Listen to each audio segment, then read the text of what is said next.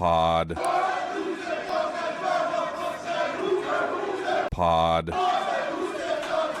Welcome back to another episode of Say Who Say Pod.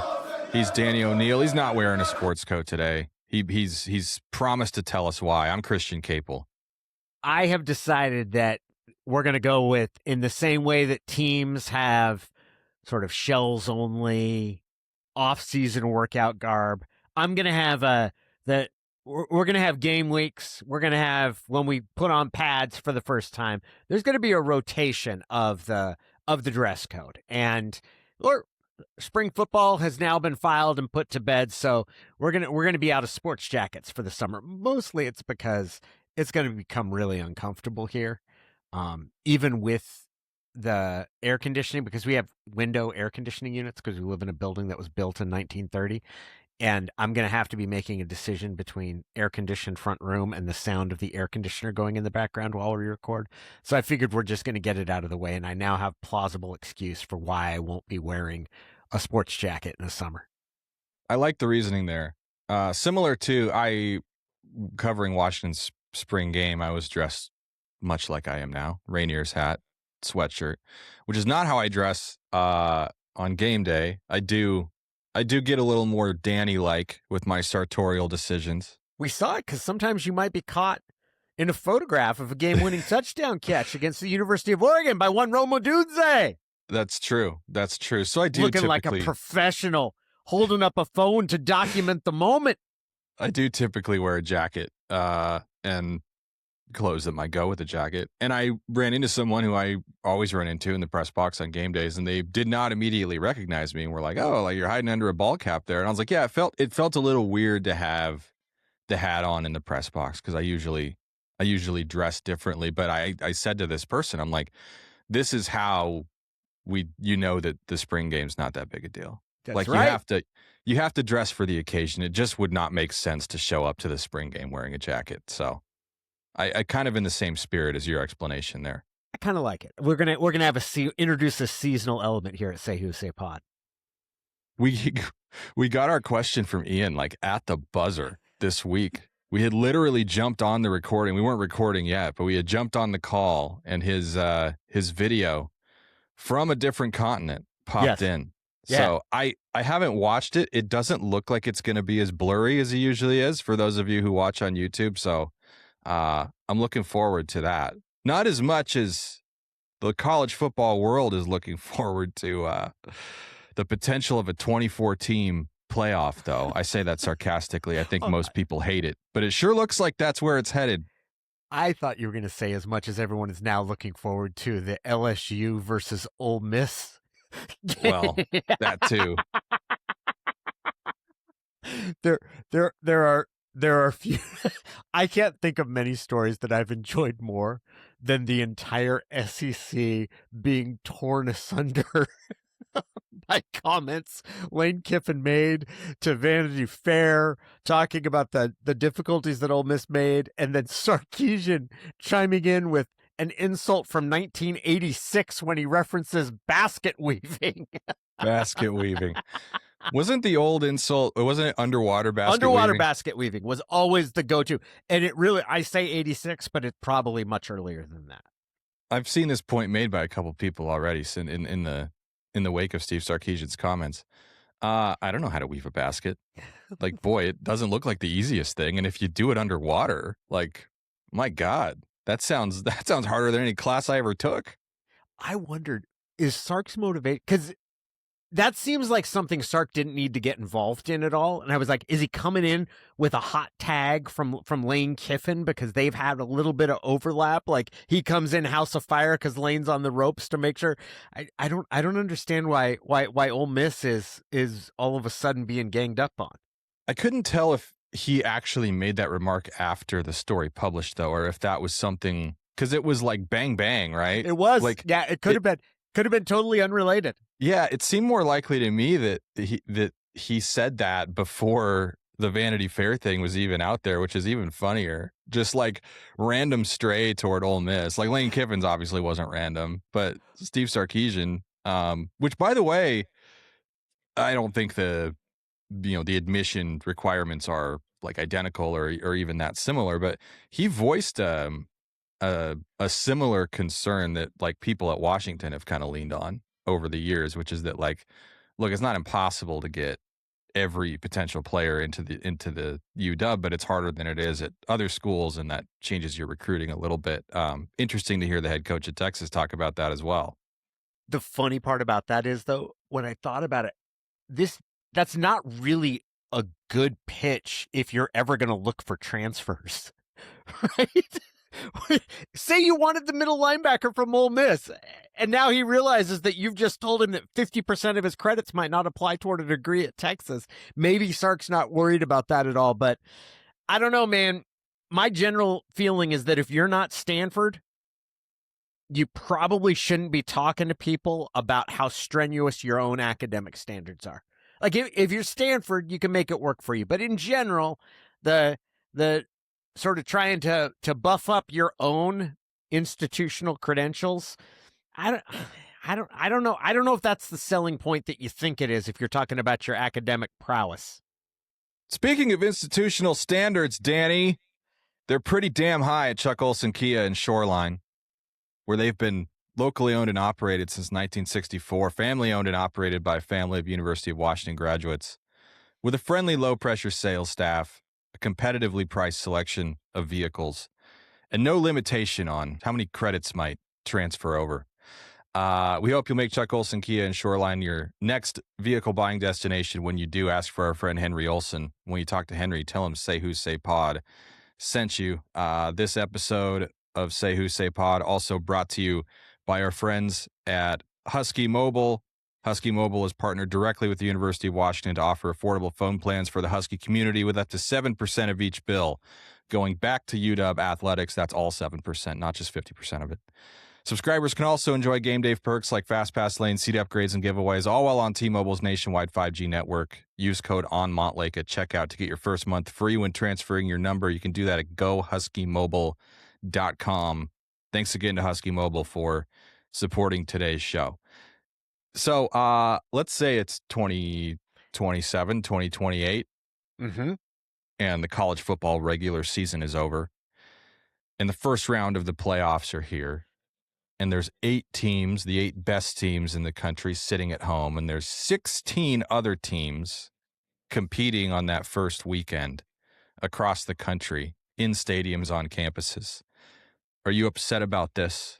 Is this too much for the first round of a potential 24-team college football playoff, which basically every power conference except for the SEC now seemingly supports? I don't see the big deal in it. That's my reaction, is that I don't know if we'll ever get to 32, but I've always thought that it's going to keep growing. This doesn't surprise me, and it honestly doesn't feel like it's all that big a leap. I don't know. I was surprised at how strenuously the SEC is objecting. I personally would prefer that this had not been the route that the sport goes, but the die's been cast. And it seems weird to me that the SEC is now like, whoa.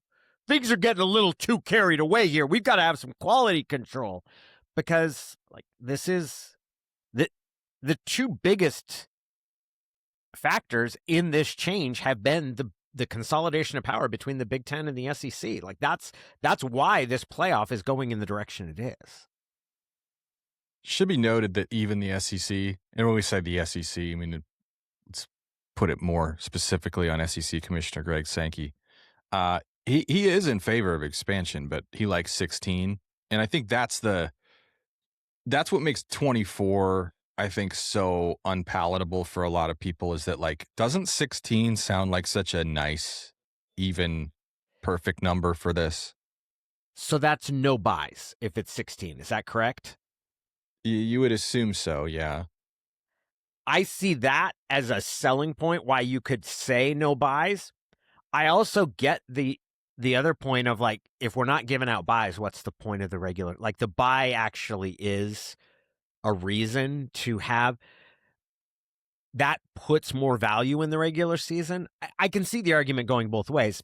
That said, so far the results that have come in have not been it's not it does not appear that the bye is the same level of strategic advantage in the playoffs that it has been in the NFL.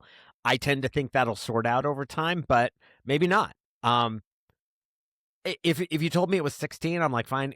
The idea that it's 24 and you have a group of teams getting buys through the first, I just don't. It's hard for me to see why this has been characterized as this is just this huge big overstep. You know, you want to avoid that 9 versus 24 game. Famously tricky. Like, I'll say this: it's a good time.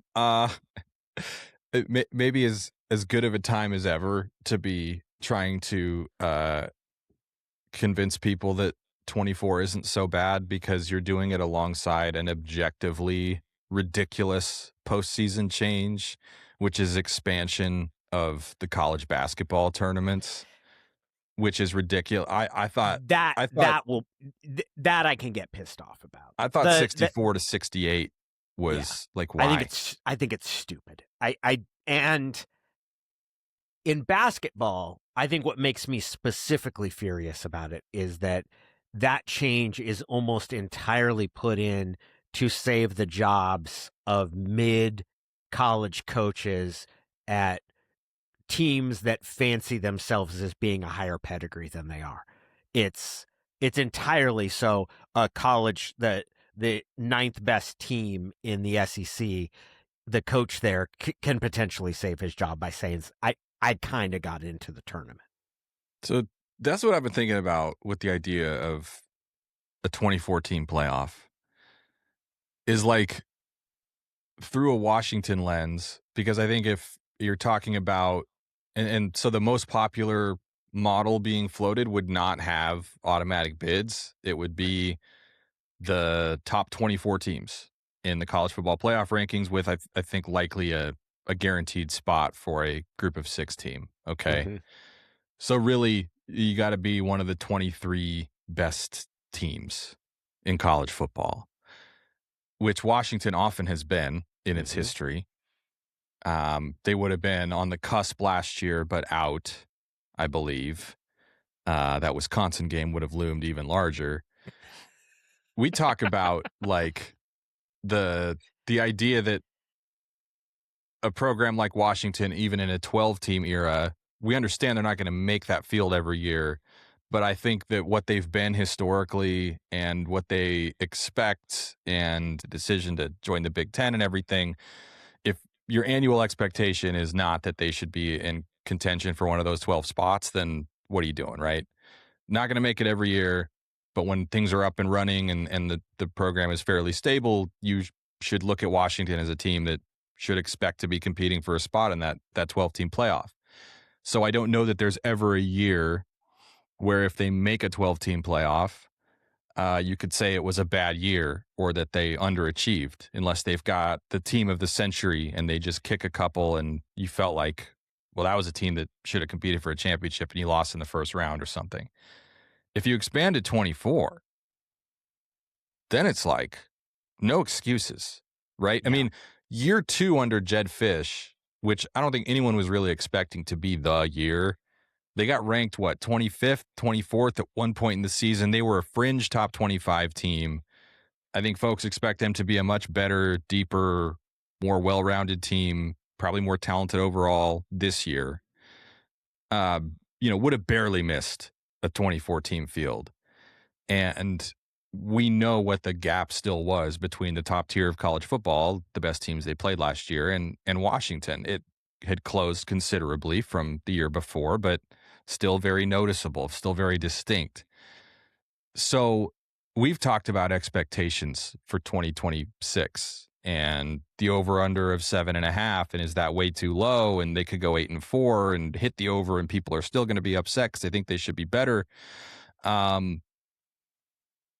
Forget win-loss record. If it were a 24-team playoff in 2026, what would your expectation be? What would bare minimum acceptable be? Would it be just making that field? And on a year-to-year basis, now what's the expectation in a 24-team playoff era for what Washington should be every year? Because I would think that it would now be beyond just being in the field, right?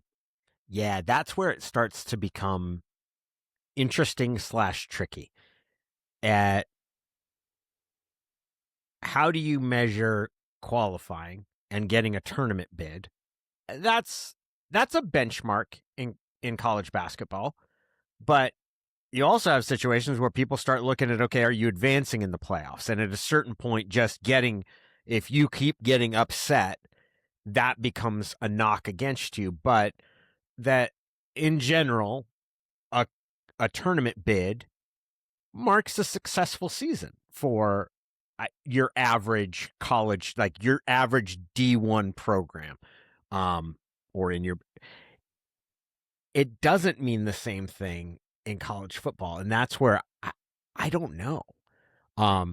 If there's a 24 team format, I would have been bummed that Washington didn't make it last year. I would have felt that, hey, they certainly had the opportunity and were in position to, if they don't kick that game against Wisconsin. It doesn't sort of change my criteria on the coach going forward, but you say you can start to see that is not the significant thing it was before. But I've also, it's interesting to me, some of the changes we've seen. James Franklin got fired at Penn State last year after they were in the Final Four. They were in the semifinal game the year before. Like, that's so it's already. I don't know if anybody knows how to evaluate sort of what constitutes success if a guy that took his program to the Final Four gets canned the following year. I don't know. How do you make sense of it? How do you think schools are making sense of it? Well, so Jed Fish is in favor of 24, he has said, and the Big Ten is more broadly. And, a common talking point is, well, look at what percentage of the NFL makes the playoffs.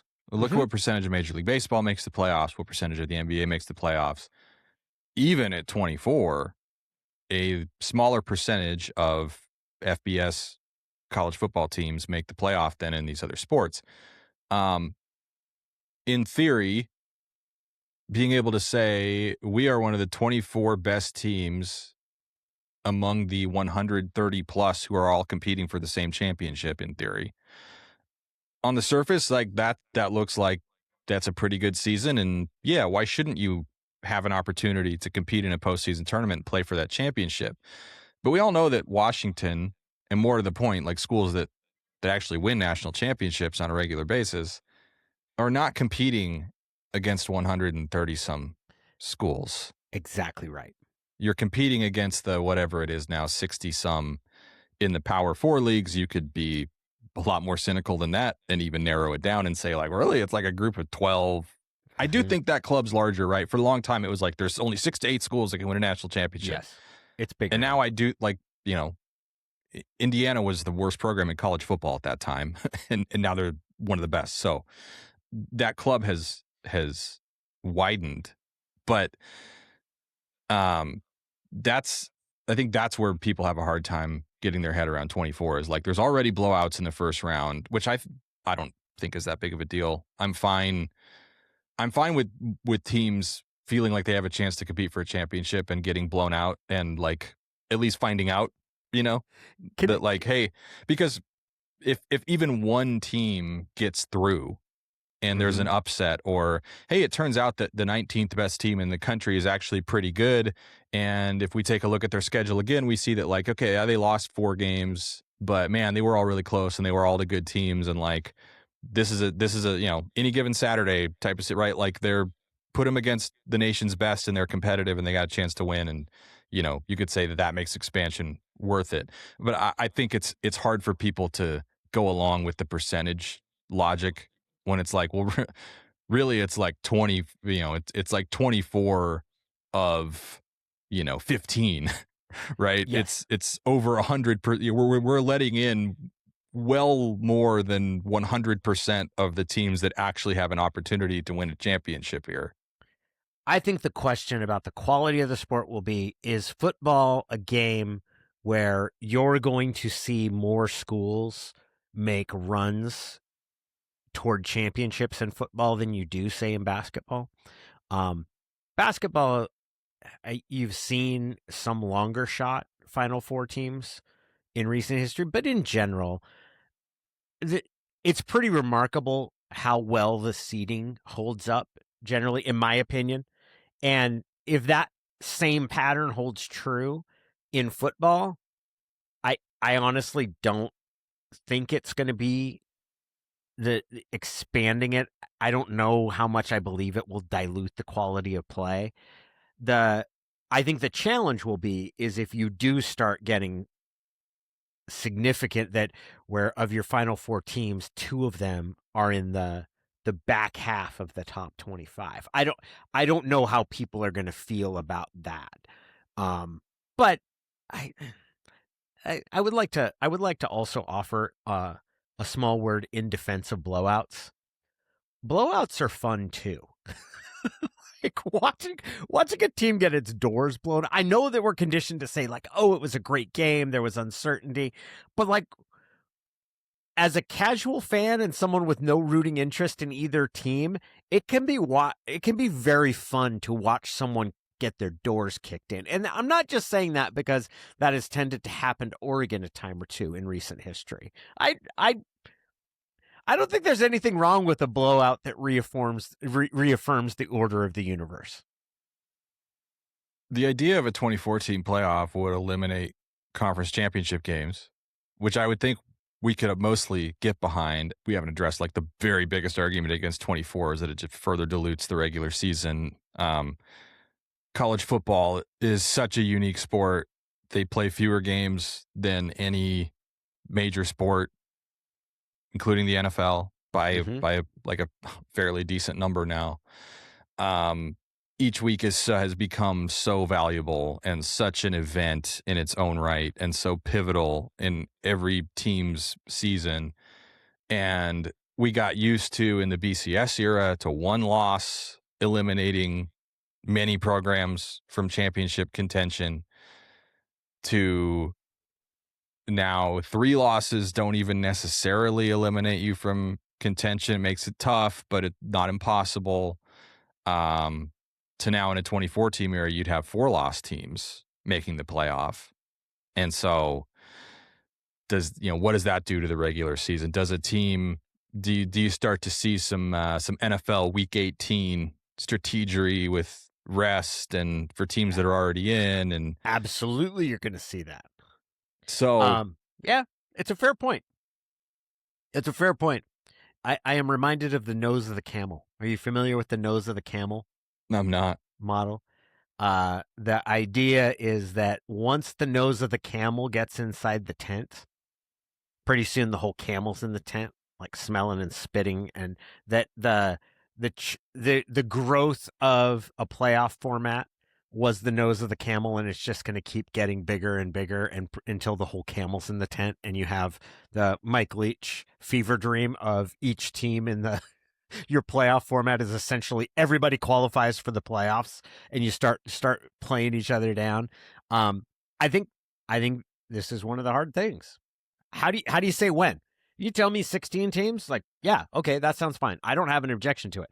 I have a hard time seeing how 16 is objectively a superior number to 24. And there's part of me that thinks that once you get to 16, then we're going to have a year where the 17, 18, and 19 teams have just as good a cause to be in there. So then we're going to talk about expanding it, and it'll eventually jump up to 24.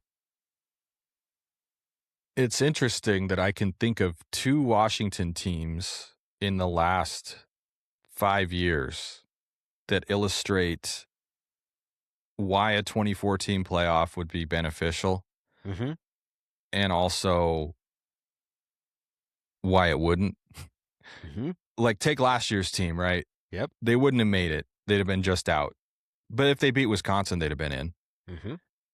And that team could not have competed for a national championship. No.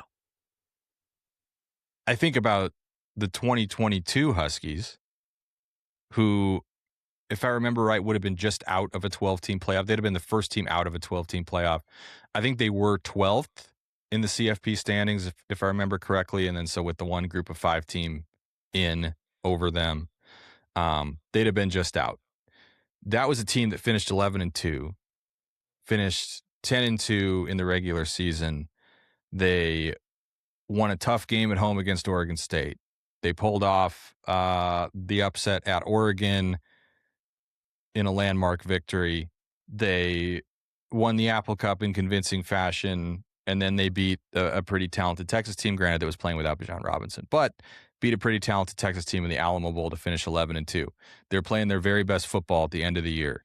There was a time when that team, early in the season, after back-to-back losses at UCLA and then at a really bad Arizona State team, and they gave up 40-plus points to, was looking like, they started 4-0 and they had the great cathartic win against Michigan State, but this team isn't what you thought it was. This is not a team that can compete for the Pac-12 championship. We got to recalibrate expectations. They were 4-2 at that point, and they did not lose again until the national championship game the following season. That's a team that get them into a 2014 playoff as the 12 seed or whatever, and they could make some noise. Yep. They could really do something. Opposing defensive coordinators are going to look at Michael Penix and Romo Dunze and Jalen McMillan and say, well, I think our offense can probably score on these guys, but boy, this is a problem. And this is a team that's been playing really well. In hindsight, you look back, and if they'd beaten Arizona State, they'd have been in the Pac-12 championship game and would have had an opportunity to make even the 4-team field that year. So that's a team and a scenario where you'd say, like, yeah, letting in that sort of 12 through 20 tier might produce a team or two that could make some noise that you would otherwise exclude out of it. But the argument against that would be like, yeah, but now that loss to Arizona State doesn't matter. Yep. Like, you screwed up and lost to this really bad team with an interim coaching staff, a game you shouldn't have lost. And I know they had a ton of defensive injuries and stuff, and you can explain it away however you want. But, like, don't we love college football because we punish teams for losing to Arizona State? Yes, we do. But that horse has left the barn. So that's the argument against, right? And look, the argument against would be, well, listen, if there's a 2014 playoff last year, Washington gets punished for its loss to Arizona State, which wasn't Arizona State, it was Wisconsin, right? But they lost a game that everyone thought they should have won, that they probably feel like they should have won. And look, that would have kept them out of the 2014 field. So, like, doesn't the regular season still matter even if it's 24? The answer is yes, the regular season does still matter. What will happen in college football as the playoff, whether it's 16 or 24 teams, is that you are going to see more whipsaw judgments of Coach X is going to be fired when this year is over, and then that team ends up in the playoffs, and the decision gets put off. Like the real world trickle down. We've already seen this a little bit with Alabama last year, and how mad fans would have been if early in the season with the Crimson Tide, it changed as Alabama played better and got into the playoffs. Now, people did not like how they lost, but you're going to see more of those sort of fluctuations at a program within a given season. But the regular season will still matter, and it just matters differently. I preferred the old way. I've also resigned myself to the reality of what our present scenario is. I liked the fact that it was a high wire act. Like, that's one of the things that I loved about college football, was that it really was a high wire act. And part of being able to navigate it, it wasn't just sort of how good can you get your team, and point differential gives you had to be able to avoid falling. You had to be, by any means necessary, you had to be able to avoid falling, which, look, the 2023 Huskies team is a great example of that, because there were a number of games that they did not play particularly well. And they kept their footing. They didn't stumble. Like they won games where they played bad. I do think that sort of thing should be rewarded. The reality is that the sport is changing. The Whether it's better or worse, I think depends upon sort of what you like or embrace about it. Each side has its pluses and its minuses. The fact that what more wide open playoff seeding bracket, more teams in the postseason, means that more teams and more fan bases stay interested. The downside is, like you said, it does dilute the thing.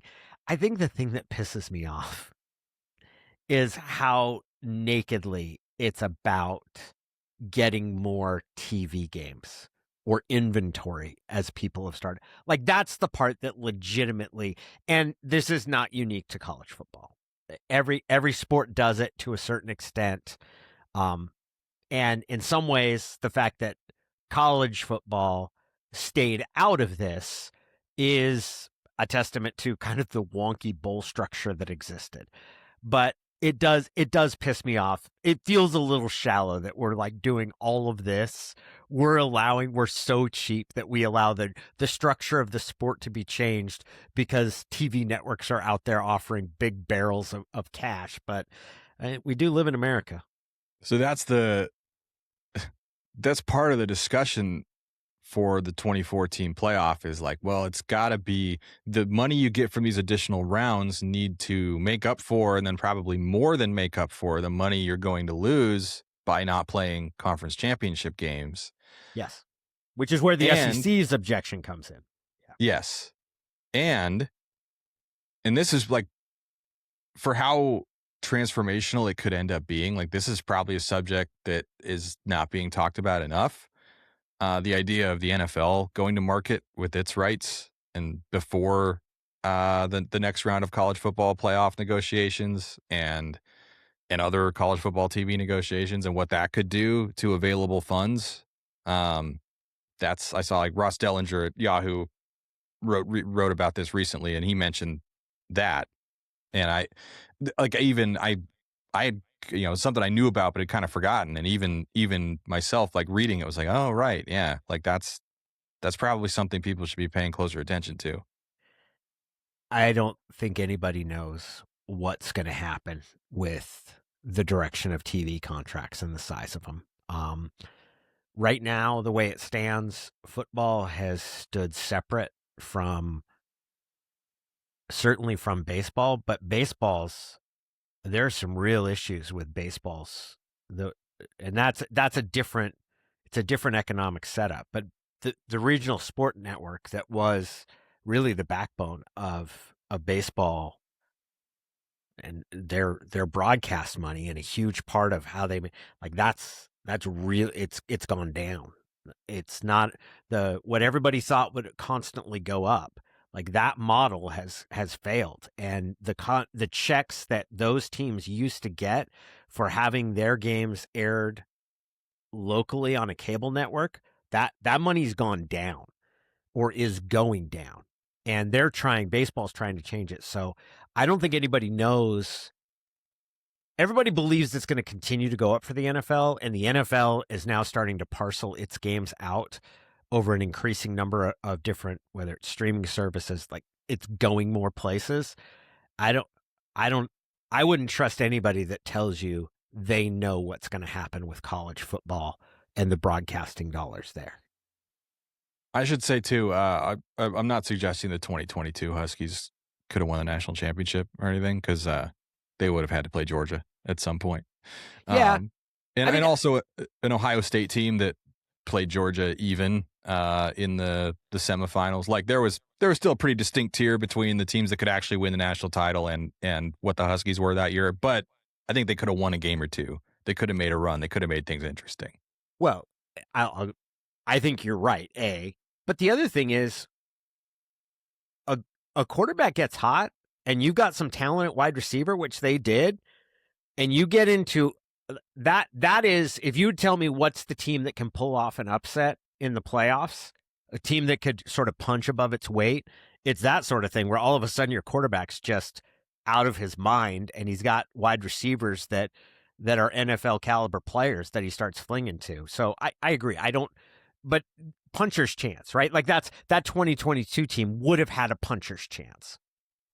Yeah, I also think either like a team like Georgia or Ohio State would have scored on every possession against them. Just run it down their throat. They would have had to win 77-70. Yeah. Yes. I should say too, if you really want to get more people on board, I don't think it would win over public perception, because I think for the most part, people hate the idea of 24 teams. But if you wanted to get more people on board, you could say, and the national championship will be at the Rose Bowl every year. I love that idea. Again, the market economics of it. I think the idea of having your title game somewhere historic and iconic is, I think those are really cool things. It must be that cities are willing to pay enough to rotate it, makes it more viable.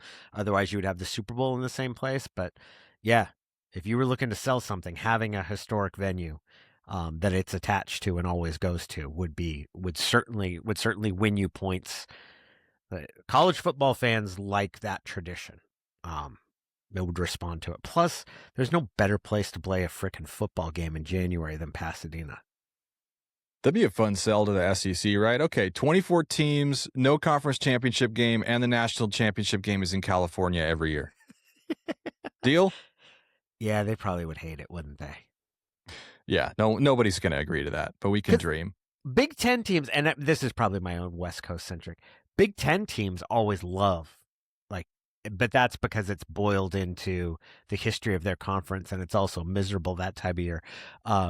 70 degrees temperature in January doesn't have the same appeal to someone living in Florida as it does someone living in Michigan. Yeah, that was so the two semifinal locations in 2023 were obviously the Sugar Bowl in New Orleans, where Washington played, the 2-versus-3 game, and the 1-versus-4 game, Michigan against Alabama, that was at the Rose Bowl. And geographically, it made sense, because if Michigan is going to play Alabama in New Orleans, yes, New Orleans is a little bit closer to Michigan than Pasadena is, but it's way closer to Tuscaloosa. Yeah. You're basically ceding the home field advantage, so to speak. And so it made sense for them to want to go further away. But everything I heard was, if Michigan has a chance to play in the Rose Bowl, it is going to choose the Rose Bowl. Unless it's choosing between a literal home game, or, if you're choosing between the Sugar Bowl and the Rose Bowl, the Cotton Bowl and the Rose Bowl, whatever it might be, Michigan wants to play in the Rose Bowl. And so I think you're correct that to Big Ten schools, certainly to old school Pac-12 schools, but even to Big Ten schools that are located further away, there is a certain aura still associated with that stadium.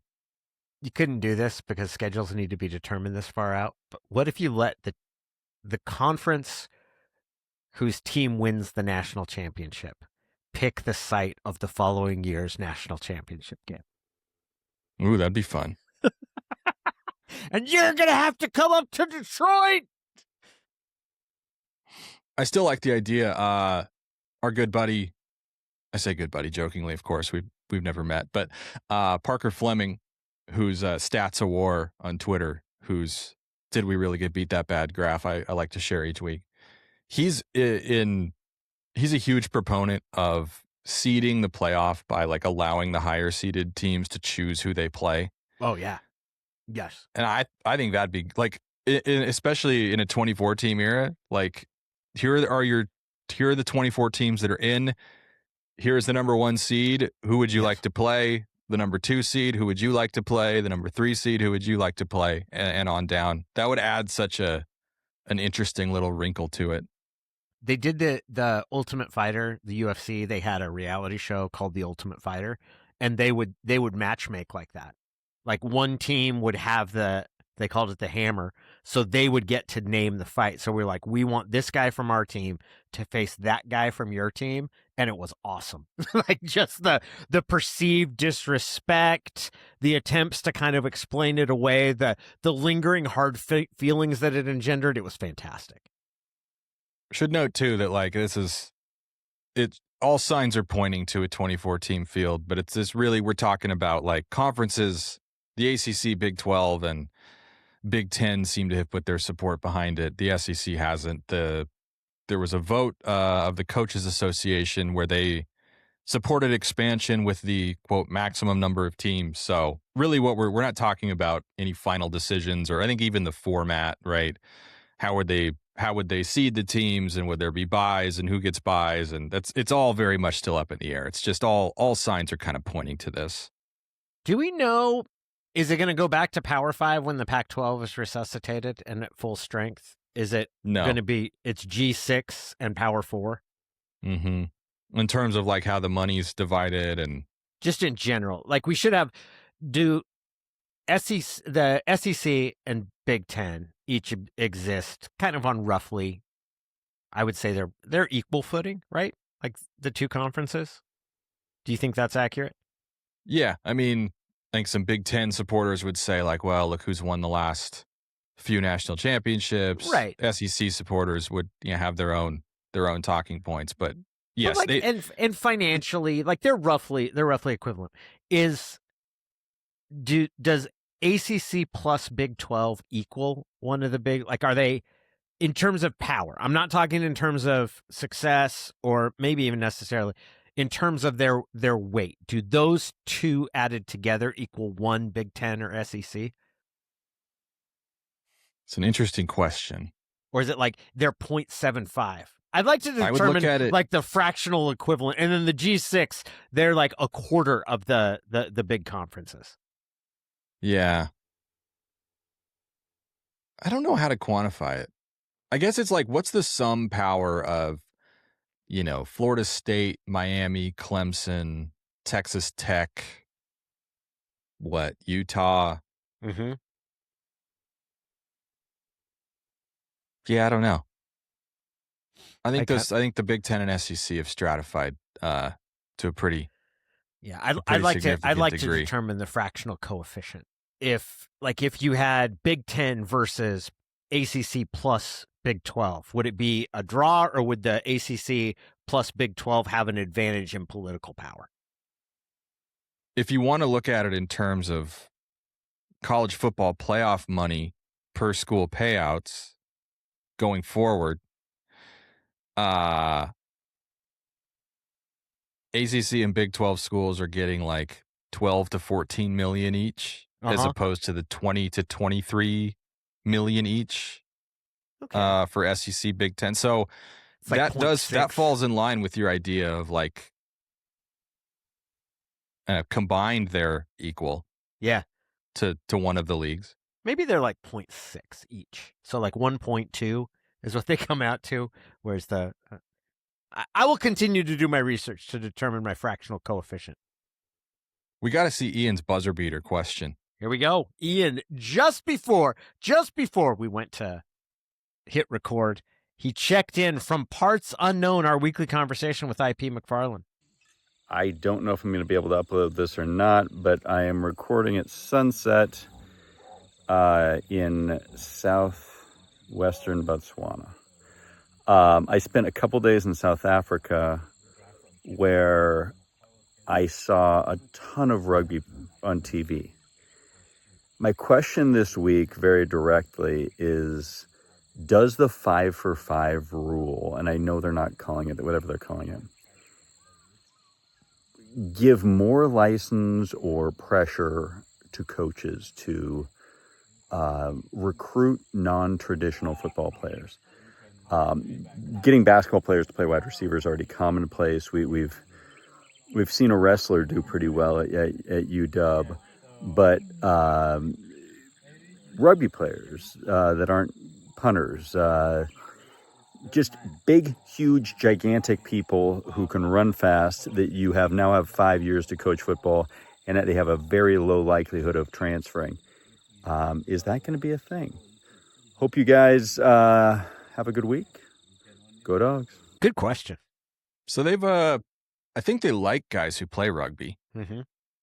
That's always been a selling point in a player's recruitment, but it's usually a player who is also, quite experienced in football, and they play, like, Laiatu Latu, Right. I think has said that if there were a path to playing professional rugby at the same level you can play professional American football, like he might have done that. Like he was that into rugby and was really good at it. John Mills played rugby growing up. There's been a couple others whose names are escaping me at the moment. But yeah, I don't know if the new eligibility rule would influence you one way or the other as far as like taking athletes from non-traditional backgrounds, because I think pretty much all those guys redshirt anyway. Yep. So after their first year, they've got 4 to play 4, and after their first year under the 5-and-5 rule, they'd have 4 to play 4. So I don't know that it, like, I think your plan for taking a guy like that is that he's not going to be a factor for probably a couple of years, right? The interesting part of, to me, Ian's question is that idea of, would it be good to recruit guys that you don't expect to play or contribute into their third or fourth year? Is there an advantage to that in a transfer portal era? And we'll see if there are transfer restrictions that follow down. But I could see a situation. I've always thought that one of the huge advantages that Gonzaga, or values that Gonzaga has found in men's basketball, is that they have identified and recruited guys who are going to stay there for extended years in an era. Like, they've gotten some one and done players, like, clearly, but the heartbeat of their program is guys that stay there and play 3 or 4 years. And some of that is because they maybe don't have the NBA ceiling that other guys do. Could you see something similar in football to identify if you've got a guy that's switching sports? You can, it's probably easier to sell him on 2 developmental years where he doesn't take the field. And then you've potentially got someone that's older, that's more experienced. I could see you finding a value there.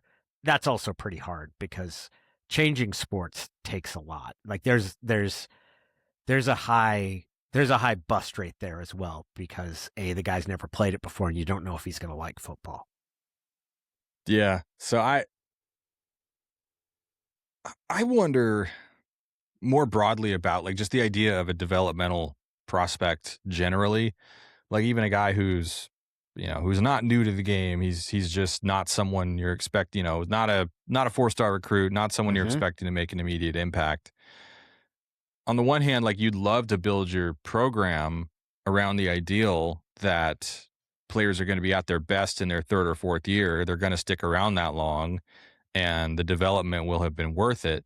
But especially a prospect like Ian's talking about is somebody who has like huge athletic upside, right? Yes. Somebody with what you'd call plus athletic traits. It's the only reason you're going to try this, right? This is not a football player. This is an elite athlete who's never played football, and you're going to try to make him into a football player. As soon as that guy gets good and the word gets out that Washington's got this kid who you wouldn't believe the way he moves at his size, you wouldn't believe his leaping ability, you wouldn't believe how explosive he is, and he's starting to get the hang of it. Like, that's going to be a hard guy to hold on to. And you could say, well, isn't that going to be true of any player, of every player? That's just the state of the game now. But I think it's more risky when you have to invest so much in the development of a player like that, like just the energy cost. Yeah. The human labor required, I guess, to bring somebody along who's never played the game, and you've spent 2 years refining their technique and everything, and now all of a sudden here's an elite athlete who's a pretty good football player, who in the old days, like, good for you, you struck gold. Now, if you have the right culture and you foster relationships the way that every program hopes to, a player like that remembers who gave him a chance when no one else did, and maybe that means something. That doesn't mean nothing to everybody, by the way. It's not always going to keep a guy at your school, but that is a factor. I almost wonder if schools will think that sort of thing is less worth it than ever. If you were given any sport to take a player from for the football team, which sport is it? You don't know Like you're given, like everybody's got the rough same star evaluation in their football prospect. But which sport would you want to convert somebody from? I do think you'd, and it's kind of cheating, right? But I do think you'd say rugby. Yeah, I think I'd go wrestling. Yeah, wrestling's a good one. And I think I'd want him to play like center. I think wrestling center would be my number one. And then I would really encourage him to do like play through the echo of the whistle, as they say. Like I would want him to be someone who stirs things up. To me, the biggest priority, aside from like evaluating, hey, can this guy hang athletically, is like, does the sport he plays require like tremendous physical toughness? Yeah, and strain, because this is always the basketball player argument.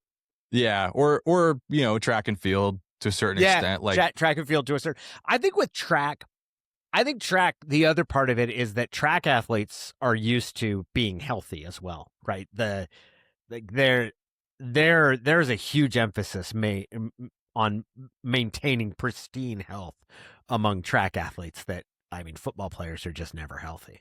And there's a very different toughness required of a track athlete. Yes. Yes. There's the physical willpower. It is a mental battle, 100%. Like that, but that's a very different brand of toughness than like individual human combat, right? So my ankle's not working right, and I still need to block this guy who weighs 300 pounds. Yeah. So I would skew toward the hand-to-hand combat sports. And if you play rugby, you literally know how to tackle, and you know how to tackle the way that like modern college football coaches want people tackling, right? That's true too. That was Washington's whole thing under Chris Peterson, is they bring rugby experts in to teach them how to rugby tackle and take the head out of it and everything like that. So I'd lean rugby. One of my favorite moments when I was covering high school sports at the Seattle Times, and I heard about this secondhand. I didn't actually hear it, but one of the other reporters was at Mercer Island talking to the track coach, and he was trying to find out where the people were for his 4x400 team that day at practice. And somebody was like, well, Bill's family's in Palm Springs, and John went down to Cabo San Lucas. And the coach turned to him and goes, and I have to tell these kids to run through pain. So like, that's pretty funny. The distance runners are, there's a different breed to sign up for that. Or the people that I always thought the 400. Like 400 runners are insane. Quarter-mile sprint. Yeah. Go as fast as you can for longer than it's possible to sprint. That's what intrigues. So Washington got a commitment from a tight end prospect recently from Glacier Peak, Zach Albright. Yeah. Who is impressive. He plays basketball and also has a pretty impressive high jump numbers for his size. 6'5" and 230 or so. And he's high jumped, I want to say 6 feet 4 inches. It's pretty impressive stuff. But I noticed, and it wasn't, to me, like, this is what would impress me as a coach, right? Like the numbers, the measures, the times are all important. But I noticed that he has run the 400. Yeah. And I'm at that point, knowing what I know about his athleticism from some other events and from watching him on the football field, like just the fact that he chose to run the 400 meters is a point in his favor in my book. Like if I'm an evaluator, if I'm a scout, like that's a dude who's got some mental fortitude. Yeah. That's not somebody who they decided to get him out for track because he's the fastest kid in the school, and they pleaded with him until he, like, if you're willing, if you're, that's the sign of a volunteer, not a hostage. Even if it were just like, hey, we need someone to run the 400. You want to come run the 400 today? And it was the only time he'd ever done it. And it was just like, oh yeah, sure. Like those guys all know what the 400 is. Yeah. Like no one's signing up to do that even once if they don't have a little competitive juices in them. So yeah. Good point. All right, man. I'll let you get back to the sweltering non-sports coat suitable New York humidity. Well, we will reconvene next week as our off season continues. Maybe next week we'll get to Nebraska, getting denied, which I enjoyed, by the NCAA or the CSC, as it were. Well, by next week we might have a different ruling, and the landscape will have shifted entirely. But we will talk to you then. Wild Wild West.